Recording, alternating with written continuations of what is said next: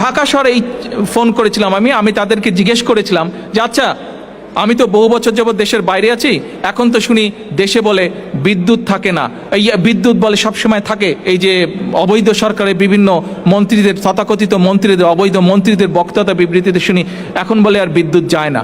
তো বিদ্যুৎ কি যায় না? বিদ্যুৎ কি সারাক্ষণ থাকে? আমি ধানমন্ডিতে কথা বলেছি একজনের সাথে, আমি তেজগাঁয়ে কথা বলেছি, আমি মিরপুরে কথা বলেছি, আমি বাড্ডাতে কথা বলেছি, আমি উত্তরাতে কথা বলেছি, আমি কমলাপুরের পিছনে জায়গাটার নাম কি, বাসাবোতে আমি কথা বলেছি, ড্যামরাতে আমি কথা বলেছি।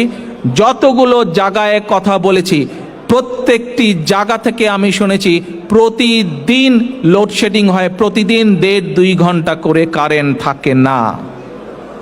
ঢাকায় যদি এই অবস্থা হয়, ঢাকার বাইরে কি অবস্থা সেটি আপনারা আন্দাজ করতে পারেন। ঢাকার বাইরে থেকে যেই কয়টি খবর আমি নিয়েছি, প্রত্যেকটি জেলা থেকে আমাকে বলেছে গড়ে প্রতিদিন 3-4 ঘন্টা করে মিনিমাম কারেন্ট থাকে না। আসেন, এই প্রতারক সরকার, এই অবৈধ সরকার শুধু অবৈধই নয়, এই অবৈধ সরকার শুধু আন্তর্জাতিকভাবে স্বীকৃত স্বৈরাচার সরকারই নয়, এই আন্তর্জাতিকভাবে স্বীকৃত সরকার শুধু আন্তর্জাতিকভাবে স্বীকৃত স্বৈরাচারই নয়, এরা আন্তর্জাতিক স্বীকৃত দুর্নীতিবাজ সরকারও। এবং সমগ্র দেশবাসীর সামনে, সমগ্র দেশবাসীর দৃষ্টিতে এরা একটি প্রতারক সরকার। বিদ্যুৎ দে, গ্যাস দে, পানি দে, নইলে গদি ছেড়ে। গ্যাসের দাম, বিদ্যুতের দাম কমাতে হবে। গ্যাসের দাম, বিদ্যুতের দাম, চাল ডাল তেলের দাম, নইলে গদি, নইলে গদি। দেখেছেন তো, বিরোধী দলের থাকলে কথা বলা সহজ। যেই অভিযোগ তারেক রহমান করেছিল হাসিনা সরকারের বিরুদ্ধে, তার চাইতে বড় অভিযোগের তীর আজকে তারেক রহমানের দিকে। যেই স্লোগান বিএনপির প্রেসিডেন্ট মির্জা ফখরুল ইসলাম আলমগীর দিছিলেন, তার চাইতে বড় গলার স্লোগান দিয়া বিদ্যুৎ অফিসগুলোতে হামলা করতেছে বিদ্যুৎ না পাওয়া বিক্ষুব্ধ জনতা। বিএনপি সমাধান দিতে পারতেছে না। বিদ্যুৎ মন্ত্রী নিজেই কইছে কিছু করার নাই, শুধু বৈশা বৈশা অপেক্ষা করা ছাড়া কিছু করার নাই, কিছু ম্যানেজমেন্ট করা।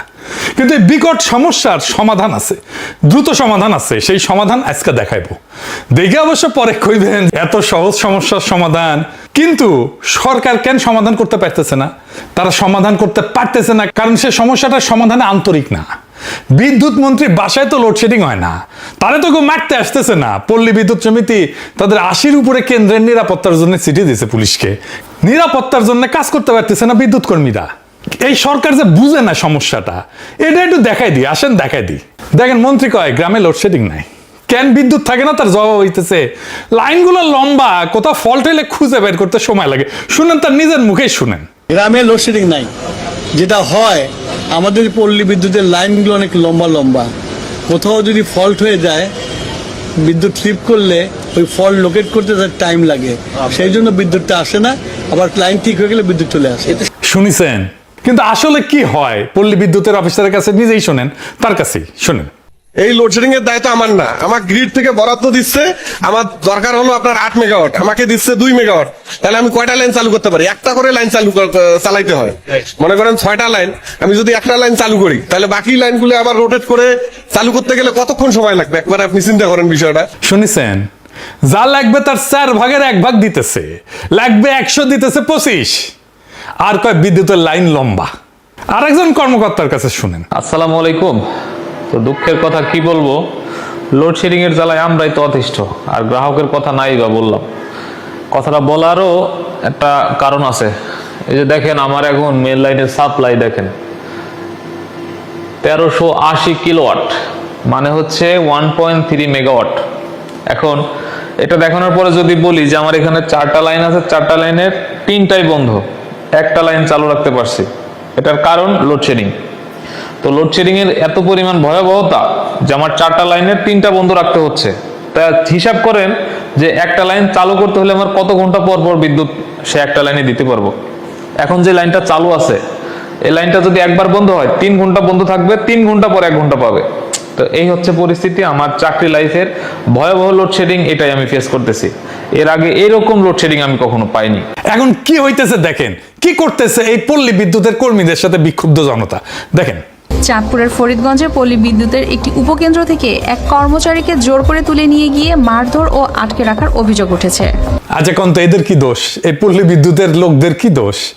এ তো কর্মচারী, সরকারি কর্মচারী, এরা তো বিতরণ করে, এরা তো বিদ্যুৎ বানায় না, যা পায় তাই তো দিবে, এরা তো বিদ্যুৎ পয়দা করতে পারে না। এই বেচারাদের উপরে চড়াও হয়ে কোনো লাভ আছে? সারা দেশে পানি আর বিদ্যুতের জন্য হাহাকার, বাসায় রান্না হইতেছে না। দুর্ভোগের তো শুরু আছে শেষ নাই। এই যে সকালের নাস্তা এখন খাইতেছি 12টা বাজে, রাইস কুকারে ভাত রান্না করা লাগে, এই যে কারেন্টের চুলারে তরকারি রান্না করা লাগে, রান্না তুলে দিলে কারেন্ট চলে যায়, তখন আবার বসে থাকা লাগে। যদি এটা যদি কারেন্ট না থাকে তাহলে আপনার সিলিন্ডারের দাম হয়েছে আপনার 2000-2500 টাকা। এখন আমরা কি করব সেটা বলেন, আমরা না খেয়েই তো মরতে হবে। এটা ঢাকার অবস্থা, সরকারের কাছে টাকা নাই জ্বালানি কেনার। আমার কথা না, বিদ্যুৎ আর জ্বালানি প্রতিমন্ত্রী অনিন্দ ইসলাম অমিত কইছে নিরবিচ্ছিন্ন জ্বালানি সরবরাহ নিশ্চিত করার মতো যথেষ্ট অর্থ সরকারের হাতে নাই। আসলে আমাদের কাজটি হচ্ছে সাপ্লাই এন্ডে, আমরা সরবরাহটা আসলে নিশ্চিত করব। সরবরাহ নিশ্চিত করবার জন্য তো আসলে অর্থের যোগানটি থাকতে হবে। সেই যোগানের ক্ষেত্রে আসলে সেই জায়গাটি আমাদের হাতে নেই। আমরা সকলে জানি অ্যারাউন্ড 30,000 মেগাওয়াট আমাদের ক্যাপাসিটি আছে, কিন্তু পাওয়ার প্ল্যান্ট চালানোর জন্য প্রয়োজনীয় জ্বালানি আমরা সরবরাহ করতে পারছি না। দেখেছেন কি অবস্থা? বিদ্যুৎ কেন্দ্র চালানোর মতো যথেষ্ট জ্বালানিও নাই। কেন নাই? কারণ জ্বালানি পণ্যের আমদানি ব্যয় $5 বিলিয়ন থেকে বেড়ে $10.6 বিলিয়ন হয়েছে। এক বছরে 107% বাড়ছে, দ্বিগুণেরও বেশি। সারের দামও বাড়ছে, প্রায় 2.5 বিলিয়ন থেকে প্রায় 4 বিলিয়নে গেছে।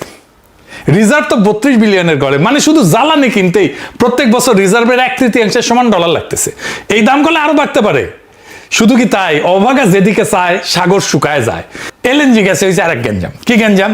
আমাদের গ্যাসের একটা বড় অংশ আসে বিদেশ থেকে এলএনজি হিসেবে। এলএনজি মানে তরল করা প্রাকৃতিক গ্যাস। গ্যাসকে -160 ডিগ্রিতে নিলে ঠান্ডা করলে তরল হয়ে যায়, তরল পানির মতো তরল হয়। তারপরে জাহাজে করে এটা আনা হয়। কিন্তু তরল জিনিসটা তো আর সরাসরি আপনার চুলায় যায় না, তাই না? পাইপ লাইনেও ঢোকে না। তার আগে ওইটা আবার গরম করে নিতে হয়, গরম করে আবার গ্যাসে ফেরত আনতে হয়। এই কাজটা করে মহেশখালীতে সমুদ্রের উপরে ভাসতে থাকা 2টা টার্মিনাল, একটা এক্সিলারেট এনার্জির আর একটা সামিটের, দুটোই বেসরকারি। এদের কাজ একটাই, জাহাজ থেকে তরল গ্যাস নামানো, গরম করে গ্যাসে বদলানো, তারপরে পাইপে পাঠানো। এক্সিলারেটের 2টা বয়লার আছে, গরম করার যন্ত্র আর কি, এটা নষ্ট, রক্ষণাবেক্ষণে বন্ধ। আর সামিটে জাহাজ আসছে, এলএনজি ভরা জাহাজ, কিন্তু বাতাসের কারণে জাহাজটাকে নিরাপদে ফেরানোই যাইতেছে না। এই মাল খালাসি শুরু করা হয়নি, জাহাজ ভর্তি গ্যাস সমুদ্রে ভাসতেছে। চিন্তা করে দেখেন, আমাদের কেনা গ্যাস, ডলার দিয়ে কেনা গ্যাস, গ্যাস আছে কিন্তু ব্যবহার করা যাইতেছে না। মানে সমস্যাটা শুধু টাকারও না, সমস্যাটা যন্ত্রেরও। 1 টাকা না থাকলে গ্যাস কেনা যায় না, 2 টাকা থাকলেও গ্যাস আনলেও সেটা ব্যবহারযোগ্য করার ক্ষমতা আমাদের নাই।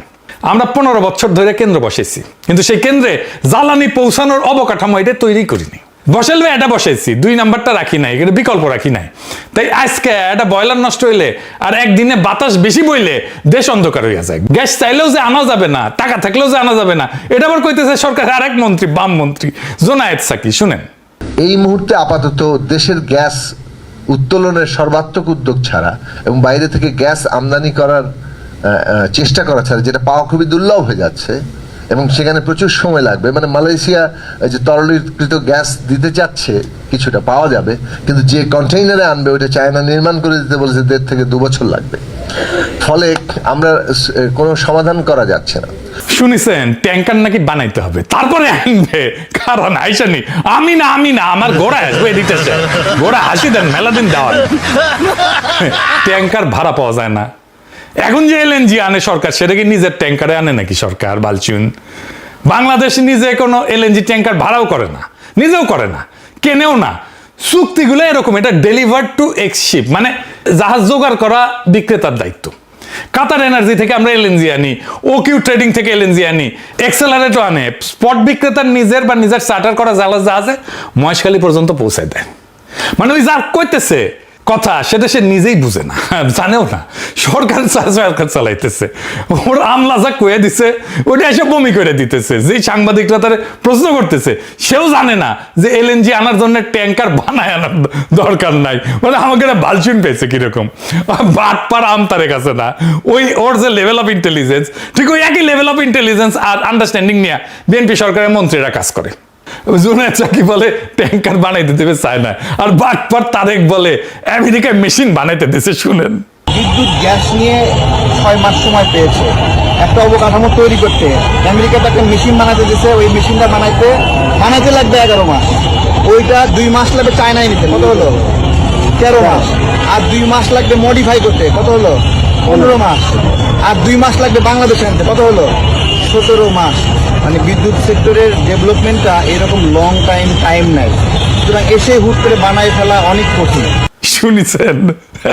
শুনেছেন এরা পলিটিক্স করে, বাংলাদেশে দেশ চালায়, বুঝেছেন কোন কিসিমের মাল দেশ চালায়, কোন কিসিমের জোকার দেশ চালায়। আবার নতুন তত্ত্ব আনিছে বিদ্যুৎ মন্ত্রী, বলছে যে বিদ্যুৎ চালিত রিক্সা বাইরে যাওয়ায় নাকি বিদ্যুতের চাহিদা বাড়িছে রাতের বেলা। সে নিজেই সংসদে কইছিল গ্রীষ্মকালে গরম আর সেচের কারণে গ্রীষ্মে 18,000 মেগাওয়াট বিদ্যুতের চাহিদা হয়। সেই টাইমে কিন্তু বলে না এটা রিক্সার কথা, এখন এটা বলির পাটা লাগবে তো, তাই বাই করেছে যুক্তি। চিন্তা করেন, মানে মাথা যা শিখছে কয়ে দিতেছে। আবার দেখেন দেশে গ্যাস নাই, বিদ্যুৎ নাই, জ্বালানি নাই, 12 থেকে 18 ঘন্টা লোডশেডিং হয়, আবার নাম হবে নাকি বৈদ্যুতিক বাস। মোটে মা রাধে না তপ্ত আর পান্তা, কি যে অবস্থা, জোকারে ভর্তি। লোডশেডিং আগে হয়েছে, কিন্তু কথা হইতেছে রেকর্ড লোডশেডিং তো হয় না, এখন হইতেছে রেকর্ড লোডশেডিং। এই নতুন রেকর্ড কেন হইল সে জবাব তো দিতে হবে। বিদ্যুৎ জ্বালানি ছাড়া তো শিল্প কলকারখানা চলবে না। পেট্রোবাংলা চাহিদার মাত্র 56% গ্যাস দিতে পারতেছে। সাভার আশুলিয়া কারখানা উৎপাদন কমছে 50 থেকে 60% পর্যন্ত। এটা গিয়ে পড়বে কোথায়? আমাদের রপ্তানি কমছেও। হাসিনা আমলে 23-24 অর্থ বছরে রপ্তানি ছিল $44.78 বিলিয়ন। পরের বছর ইউনূস সরকারের আমলে সেটা বেড়ে দাঁড়িয়েছিল $48.28 বিলিয়ন, মানে 8.5% প্রবৃদ্ধি হয়েছিল। মানে হাসিনা পরের বছর তো রপ্তানি বাড়ছে, ভালোই বাড়ছে। এই বছরের লক্ষ্য ঠিক করা হয়েছিল $55 বিলিয়ন, 16% বেশি রপ্তানি করবে। খাইস কত, আর হয়েছে কত 48 বিলিয়ন। ইউনূসের আমলের চাইতেও কম। লক্ষ্যমাত্রা যেতে $7 বিলিয়ন কম। তো $7 বিলিয়ন করতে আসবে, আকাশ থেকে পয়দা হবে। এই ঘাটতিটা পড়বে কোথায়? পড়বে বাজারে। পড়িছেও তাই, জিনিসপত্রের দাম আকাশ ছুঁইছে, আপনারা আয়ত বাড়তেছে না, বাড়ছে কে তারা হাসপাস করিচ্ছে। দেখেন কালকা বাসা থেকে আমরা বলছে 1 গুঁড়া চিনি গুঁড়া চাউল নিতে, চাষি চিনি গুঁড়া চাউল কিনতে গিয়েছে 230 টাকা। এগুলি কোথায় গেলি? পেঁয়াজ নিছি 2 দিন আগে নিছি 35 টাকা, কালকে চাইতে 70 টাকা। এরপর কাঁচা বাজার কি অবস্থা, 100-150 টাকা দিতে কোনো তরি দরকারই নেই। আমরা কোন দেশে আসি? আমার মতো লোকে বাজারে এলে আমি 1000 টাকার বাজার প্রতিদিন করতে পারবো? গ্যাসের দাম বাড়তি, তেলের দাম বাড়তি, বিদ্যুতের দাম বাড়তি, ঘর ভাড়া বাড়তি, আপনি রিক্সাতে যাবেন রিক্সা ভাড়া বাড়তি। এটা কোন রাষ্ট্রে বসবাস করি? সিন্ডিকেট সব জায়গায় সিন্ডিকেট। কাঁচামরিচের কেজি হচ্ছে 300 টাকা, ধনিয়া পাতা 300 টাকা, 80 টাকার ফুলকপি হচ্ছে 120 টাকা। কিভাবে কিনবো, অল্প অল্প নিচ্ছে আর কি। সবকিছুর দাম বেড়ে গেছে হঠাৎ করে। এই অগাস্ট মাসে কয়েকদিন আগে ঢাকার বাজারে যুগান্তর প্রতিবেদন করছে ডিম 150 থেকে 155 টাকা ছিল ডজনে, এক সপ্তাহে বাড়ছে 10 থেকে 15 টাকা ডজনে। ব্রয়লার মুরগি 200 টাকা কেজি থেকে 200 টাকা কেজি ছিল, সপ্তাহে বাড়ছে 10 টাকা। মাছে কেজিতে 20 থেকে 30 টাকা বাড়িছে এক সপ্তাহে। নিম্নবিত্ত পরিবারগুলো হাসপাস খাইতেছে, প্রত্যেক দিন খাদ্য তালিকা থেকে একটার পর একটা জিনিস বাদ দিতে বাধ্য হচ্ছে। কেউ সঞ্চয় ভাঙতেছে, কেউ ধার করে সংসার চালাইতেছে। ভয়াবহ অবস্থা, আপনারা নিজেরাই জানেন, আমার আর বলার দরকার নেই। রিজভি ভাই গত বছর জানুয়ারিতে কইছিল দ্রব্যমূল্য নিয়ন্ত্রণে অন্তর্বর্তীকালীন সরকার নাকি ব্যর্থ। 5 মাস হয়নি কিন্তু তখন ইউনূস সরকারের, তাই নির্বাচন লাগবে। বিএনপি প্রেসিডেন্ট কইছিল বর্তমান সংকটের একমাত্র সমাধান নাকি নির্বাচন। তো নির্বাচন তো হয়েছে, সংকট কেন যায় না? এখন ক্যারাটা নির্বাচন লাগবে সংকট কাটাইতে হইলে, এই বিদ্যুৎ সংকটের সমাধানের জন্য ক্যারাটা নির্বাচন লাগবে। নির্বাচন করে তো হ্যাঁ প্রেসিডেন্ট হয়েছে, অনেকে এমপি মন্ত্রী হয়েছে, সাধারণ মানুষের কি হয়েছে? যে তিমিরে ছিল সেই তিমিরেই আছে, আরো দুর্ভোগ বাড়িছে। এখন তো ইউনূস সরকারের আমলের চাইতে দাম বেশি জিনিসপত্রের। সেই জন্যই অর্থমন্ত্রী আগে কয়ে দিছে দ্রব্যমূল্য বাড়বে, এপ্রিলে কইছে। দেখেন চালাক আছে খোলে। হাসিনার অজুহাত ছিল ইউক্রেনের যুদ্ধ, বিএনপি সরকার অজুহাত হয়েছে ইরানের যুদ্ধ। তো এটা দায়ী কে? এটা তো একজন দায়ী আছে, তাই না? আসেন সেটা দেখে নিই। সহজ উত্তর, হাসিনার আমলের লুটপাট। কিন্তু এই লুটপাট বললে মানুষ ভাবে টাকা চুরি হয়েছে। টাকা চুরির চাইতে ভয়ঙ্কর জিনিস হয়েছে। ওরা একটা ব্যবস্থা বানাইছিল যেখানে বিদ্যুৎ কেন্দ্র বানানো লাভজনক ছিল, কিন্তু বিদ্যুৎ দেয়া কারো দায়ী ছিল না, দায়িত্বই ছিল না। কেন্দ্র চলুক বা না চলুক ক্যাপাসিটি চার্জ যাবে ডলারে, আদালতে প্রশ্ন তোলা যাবে না, দায় মুক্তি আইন আছে, টেন্ডার লাগবে না, দরপত্র লাগবে না, ওরাই ঠিক করবে দাম কত, আমরা আর মামুরা বৈশা। আর ওই কেন্দ্র বানানোর টাকা ওইটা আবার ব্যাংক থেকে লোন নেবে। 1.5 লাখ কোটি টাকা লোন নিছে, সেটা আর ফেরত যায় নাই। শীর্ষ 20 জন ঋণ খেলাপির তালিকায় এই বিদ্যুৎ কেন্দ্রের মালিকের নামও আছে 2টা। মানে এক হাতে রাষ্ট্রের কাছ থেকে ভাড়া, আর এক হাতে ব্যাংক থেকে ঋণ, কোনোটাই ফেরত দেওয়া লাগে না। এটা চুরি না, চুরি হইলে তো টাকাটা যাইতো কোথাও না কোথাও, ব্যবস্থাটা থাকতো। এইখানে ব্যবস্থাটাই বানানো হয়েছিল টাকা যাওয়ার জন্য। রাস্তা, বিদ্যুৎ আসাটা ছিল বাই প্রোডাক্ট। বিএনপি সেই চুক্তিগুলো বাতিল করে নাই, আমরা কইছিলাম বাতিল করার জন্য, শুনে নাই। অথচ এই বিএনপি সরকারের আগের টার্মে এই বিদ্যুৎ আর পানি নিয়ে তুল কালাম হয়েছিল। পানি আর বিদ্যুৎ নিয়ে বিক্ষোভে বিএনপি গত টার্মে ডেমরায় এই বিএনপির এমপি ছিল সালাউদ্দিনকে জনতা ধাওয়া দিছিল, কঠিন ধাওয়া দিছিল। শিলং সালাউদ্দিন না, আরেক সালাউদ্দিন ডেমরার এমপি ছিল। সালাউদ্দিন দৌড়ে পালায়, তারপর নাম হয় তার দৌড় সালাউদ্দিন। দেখেন সেই সময়কার পত্রিকার নিউজগুলো দেখেন, এদিকে সে দৌড়ের ছবিটা দেন। ভিডিওটা খুঁজলাম মেলা পাই নাই, ভিডিওটা পেলে দিয়েন তো, ওইটা দরকার আছে এখন। আর এইটুকু ভাই তখন বিদ্যুৎ মন্ত্রী ছিল, আর খালেদা জিয়া সরকার তারা অপসারণ করেছিল মন্ত্রণালয় থেকে। কানসাটা ড্যামরায় এই সাথে একই সাথে গণবিস্ফোরণ হয়েছিল, গুলি চালিয়েছিল কানসাটে বিএনপি সরকার, মানুষ মারাও গেছিল। সেই একই ব্যর্থ বিদ্যুৎ মন্ত্রীকে আবারও সেই মন্ত্রণালয়ের দায়িত্ব দেওয়া হয়েছে। নিজে নিজে যদি মারা খাইতে চায় তারে কে বাঁচায়? সমস্যা তো আছে, সমাধান কি? হাসিনার উপরে দায় চাপানো দেওয়া সহজ, ইরান যুদ্ধের উপরে দায় চাপানো সহজ, ব্যাটারি চালিত রিক্সার উপরে দায় চাপানো সহজ, জোকারের মতো উল্টাপাল্টা যুক্তি দেওয়া সহজ। কঠিন হইল সমাধান বাইর করা। সমাধানের জন্য লাগে গভীর পড়াশোনা, প্রবলেম সলভিং আর অ্যানালিটিক্যাল স্কিল লাগে, তথ্য লাগে, কমিটমেন্ট লাগে, একটু বেরেন্টও লাগে আর কি। এখন তো পুরা সরকারে একটা লোক নাই যার এগুলো সবগুলো আছে। বিদ্যুৎ মন্ত্রী কইছে যে শুনেছেন তো, দিন গোনা ছাড়া আর ম্যানেজমেন্ট ছাড়া কিছু করার নাই, সেটাও করতে পারতেছে না। মানে আপনি যারা লিডার বানাইছেন তার মেধা যতটুকু ওইখানে আপনি আটকায় যাবেন। কিছুদিন আগে একটা প্রশ্ন খুব ভাইরাল হয়েছিল, নারী কিসে আটকায়? ওই প্রশ্নের উত্তর পাওয়া খুবই মুশকিল, কিন্তু আমরা আটকাই পলিটিক্যাল লিডারদের বুদ্ধিমত্তায়। যাই হোক, এই সমস্যার সমাধান সম্ভব, খুবই সম্ভব, এক্ষুনি সম্ভব, রাইট নাও।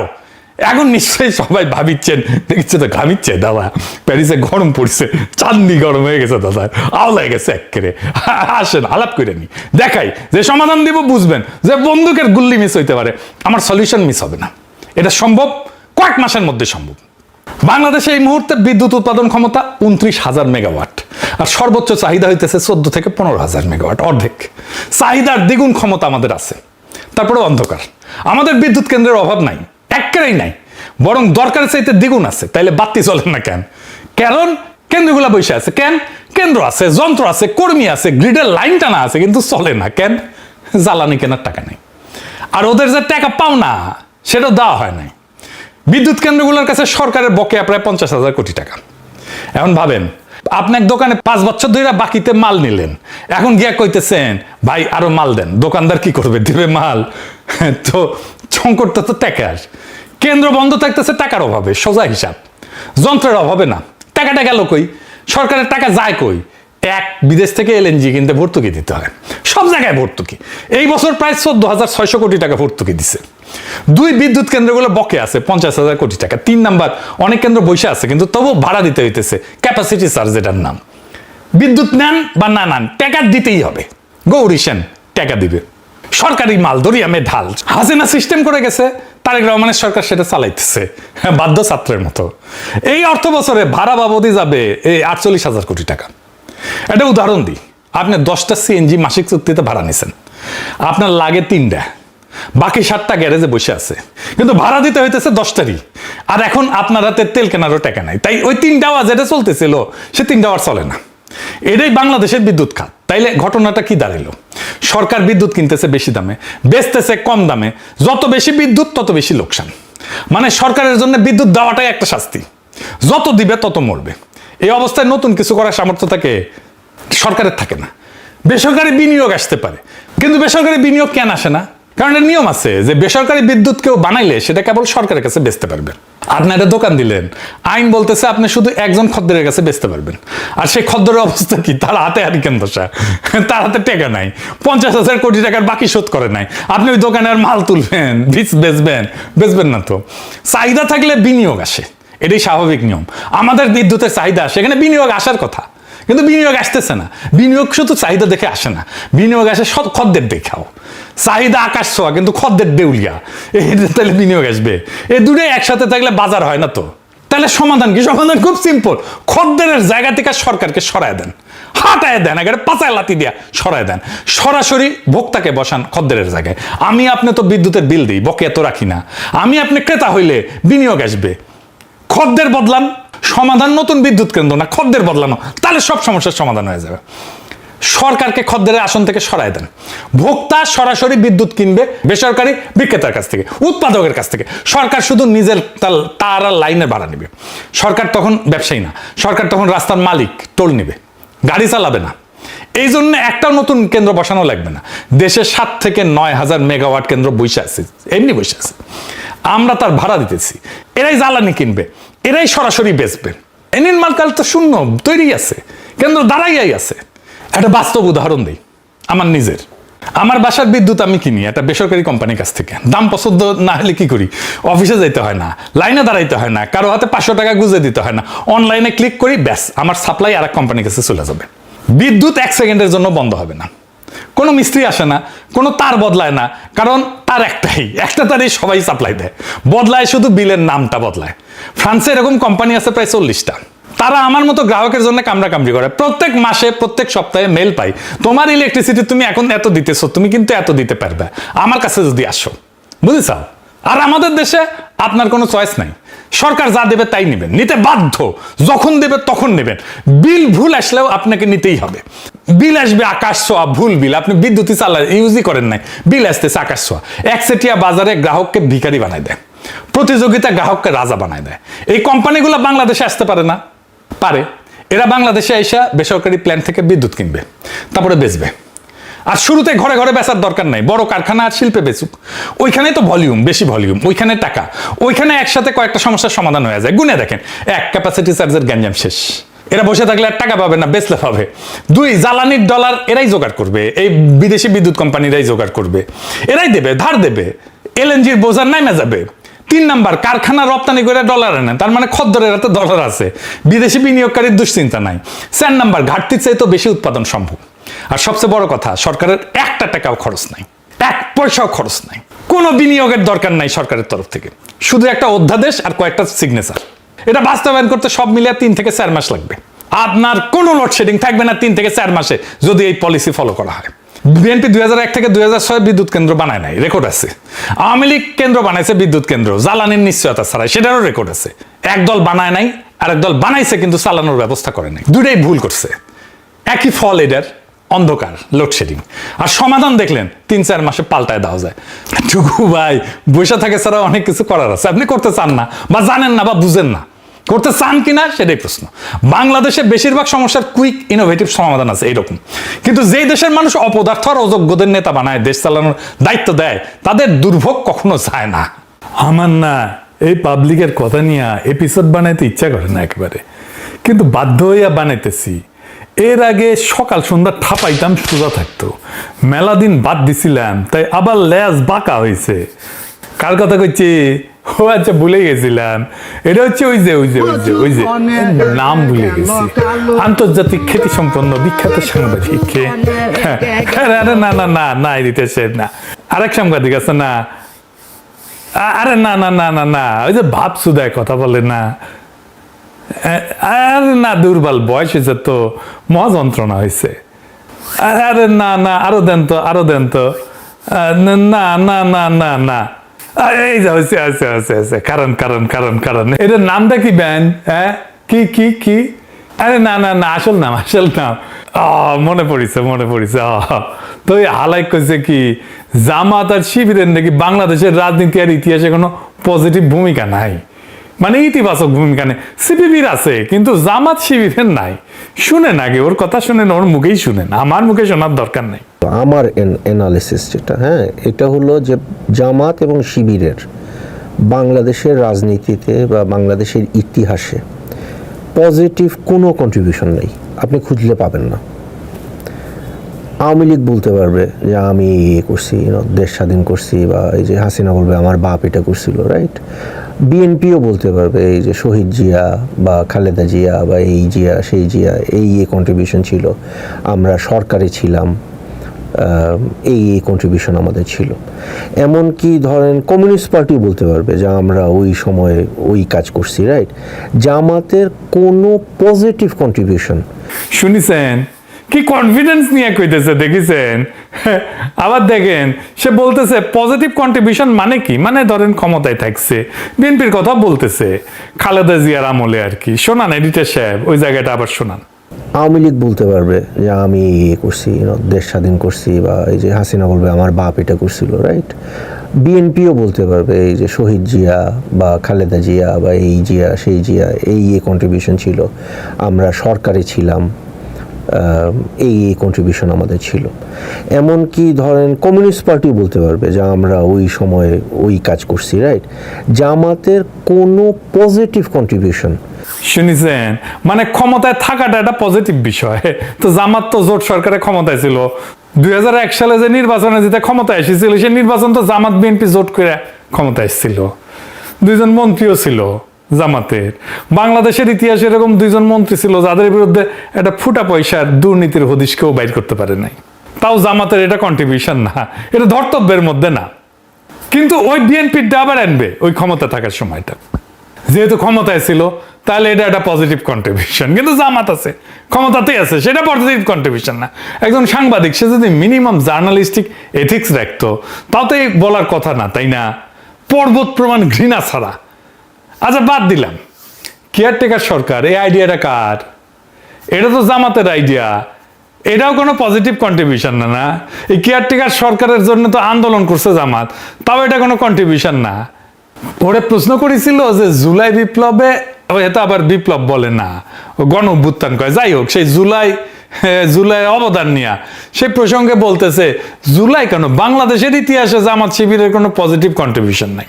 জামাত এবং শিবিরের বাংলাদেশের রাজনীতিতে বা বাংলাদেশের ইতিহাসে পজিটিভ কোনো কন্ট্রিবিউশন নেই, আপনি খুঁজলে পাবেন না।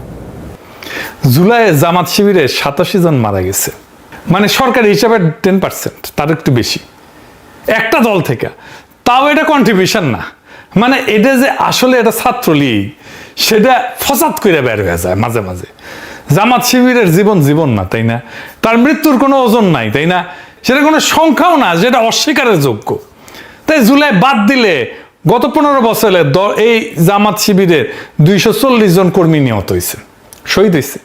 একই সঙ্গে জামাত নেতাকর্মীদের বিরুদ্ধে 14,000-এর বেশি, শিবিরের বিরুদ্ধে 9,000-এর মামলা হয়েছে, এবং নারী সহ 90,000-এর বেশি নেতাকর্মী কারাগারে ছিল, 90,000-এর বেশি। এটা যথেষ্ট কন্ট্রিবিউশন না? না, আমি বাঙ্গু সেকুলারদের জাউরা বলি এমনি না, এটা তো জাউরা টু দি পাওয়ার ইনফিনিটি দিতে হবে। আচ্ছা বাদ দিই, বাংলাদেশে কয়টা দলে ফ্যামিলি ডাইনেস্টি নাই, নিয়মিত কাউন্সিল হয়, সদস্যরা গোপন ব্যালটের নেতা নির্বাচন করে, এমন গণতান্ত্রিক সিস্টেম কয়টা দলে আছে? আওয়ামী লীগ বিএনপিতে আছে। বড় দল বাদ দেই, বিকাশ নুরের দলে আছে নাকি আমতারেকের দলে আছে? আচ্ছা বাদ দেন, এটাও কন্ট্রিবিউশন না ধরলাম। এই দলের তো সবাই 5 ওয়াক্ত নামাজ পড়ে না। কোন রাজনৈতিক দলের A to Z সবাই 5 ওয়াক্ত নামাজ পড়ে, সবাই নামাজ পড়াটা পজিটিভ কন্ট্রিবিউশন না? না, ওই নামাজ পড়ে না, ওর কাছে নামাজ পড়াটা কোনো গুরুত্বপূর্ণ বিষয় না। হ্যাঁ, কিন্তু বাংলাদেশের মানুষের কাছে তো গুরুত্বপূর্ণ বিষয়। যাই হোক, বাদ দিয়ে এটাও, এইচএসসির পরে ভর্তি কোচিং এ রেটিনা কংক্রিট গাইড বই আমরা কে পড়িনি? এই যে কোচিং করে ছাত্রদেরকে তৈরি করা ভর্তি পরীক্ষার জন্য, কনফিডেন্স দেওয়া, তাদের বানায় দেওয়া পরীক্ষার জন্য, এটা কে করছে? শিবির করছে। ওই তো সুইডেনে বিয়ে পাস করেছে, বাংলাদেশে প্রাইভেট ইউনিভার্সিটিতে ভর্তি হয়েছিল, শেষ করতে পারে নাই মনে হয়। শেষ করলে তো আর বিয়ে পড়তো না বিদেশে যায়। যাই হোক, বাদ দিই, বাংলাদেশের সুদমুক্ত ইসলামী ব্যাংকিং এর ধারণা কে আনিছে? বাংলাদেশের সবচেয়ে সফল ব্যাংকটা কারা করে তুলেছে? জামাতি তো না, ইসলামী ব্যাংক। আচ্ছা বাদ দিলাম, এটাও কন্ট্রিবিউশন না। বাংলাদেশের ডায়াগনস্টিক সেন্টারে এইগুলোতে যে রাজানি হয়, ডাক্তারদের যে কমিশন দেয় টেস্ট করে জামাতের ইডনেসিনে 1 পয়সা কমিশন না দিয়া রোগীদের কম করে হলেও 25% কম দামে মানসম্পন্ন ডায়াগনস্টিক সার্ভিস দিয়া বিজনেসকে ভায়াবল রাখা যায়, এই মডেল যে স্ট্যাবলিশ করছে এইটা তো জামাতি করছে না? এটাও কন্ট্রিবিউশন না? না, আরে বাদ দেন, বাংলাদেশের সবচেয়ে বেশি রাজনৈতিক সাহিত্য কোন রাজনৈতিক দল প্রকাশ করছে? জামাত তো। নাকি ইসলামী রাজনৈতিক সাহিত্য কোনো পজিটিভ জিনিস না? শুধু মনি সিংহের জীবন সংগ্রাম পজিটিভ জিনিস না, আর সব নেগেটিভ? আচ্ছা বাদ দেন, এই যে জামাত একটা কনস্ট্রাকটিভ রেসপন্সিবল অপোজিশনে ভূমিকা পালন করতেছে এখন, এটা পজিটিভ না? আওয়ামী লীগ অপোজিশন হলে তো আগুন জ্বলতো প্রত্যেক সপ্তাহে। সে নিজেই বলছে যে জামাত অপোজিশন থাকলে বিএনপির জন্য সুবিধা। বিএনপির জন্য জামাত একটা খুবই সুবিধাজনক বিরোধী দল। শুনেছেন, তাও এটা পজিটিভ না, তাই না? সবচেয়ে বড় কথা, এটা ইসলামী দল, সবচেয়ে বড় ইসলামী দল। সে লিবারাল ডেমোক্রেটিক পলিটিক্স করতেছে, লিবারাল ফ্রেমওয়ার্কের মধ্যে, এই সীমানার মধ্যে ইলেকশন করতেছে, সংসদে যাইতেছে, ভোট করতেছে, ভোট চাইতেছে। এটাই তো একটা বিশাল পজিটিভ কাজ। এই জামাতকে বলে উগ্রবাদী। উগ্রবাদ চীনে ওই হোলি আর্টিজান ছিল উগ্রবাদ, 4-5টা ছেলেকে সামলাইতে কমান্ডো ডাকতে হয়েছিল। এই জামাত না থাকলে প্রত্যেকদিন একটা করে হোলি আর্টিজান হইতো। পাকিস্তানে হইতেছে না, মসজিদে বোমা, গাড়িতে বোমা, বাসায় বোমা, মার্কেটে বোমা, খোলা বাজারে অস্ত্র কেনা বেচা, তামা তামা হয়ে গেল দেশটা। ওই জিনিস হইতো। শান্তিতে আছে তো কুরকুরাইতেছে। জামাতের মগবাজার অফিসে যে সকাল সন্ধ্যা সালাম দিয়ে আসা দরকার এই বাঙ্গু সেকুলারদের, যে ভাই আপনারা নিয়মতান্ত্রিক রাজনীতি করতেছেন, সেই জন্য আপনাদের সালাম, ধন্যবাদ।